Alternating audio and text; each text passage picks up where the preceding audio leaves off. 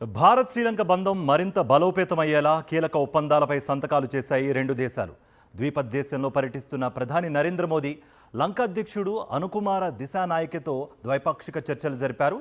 ఈ సందర్భంగా ఇరు దేశాలు రక్షణ సహా పలు కీలక ఒప్పందాలపై సంతకాలు చేశాయి. సంక్షోభంలో ఉన్న పొరుగు దేశంపై వరాల జల్లు కురిపించారు ప్రధాని. వివిధ రంగాల్లో శ్రీలంకకు ఇచ్చిన రుణాలను గ్రాంట్గా మార్చారు. అలాగే త్రినోల్కల్ని ఎనర్జీ హబ్గా అభివృద్ధి చేసేందుకు కొలంబోకు న్యూఢిల్లీ సాయం అందించనుంది. శ్రీలంకకు భారత్ ఎప్పుడూ అండగా ఉంటుందన్నారు ప్రధాని మోదీ. లంక మళ్లీ ప్రగతి పథాన నడుస్తుందని విశ్వాసం వ్యక్తం చేశారు. ప్రధాని నరేంద్ర మోదీ మరో పురస్కారం వరించింది. మిత్ర విభూషణ అవార్డు అందించింది పొరుగు దేశం శ్రీలంక. ఆ దేశ అధ్యక్షుడు దిశానాయకే ప్రధాని మోదీకి ఈ పురస్కారాన్ని అందించారు. 140 కోట్ల మంది భారతీయులకు ఈ అవార్డును అంకితం చేస్తున్నట్లు మోదీ ప్రకటించారు.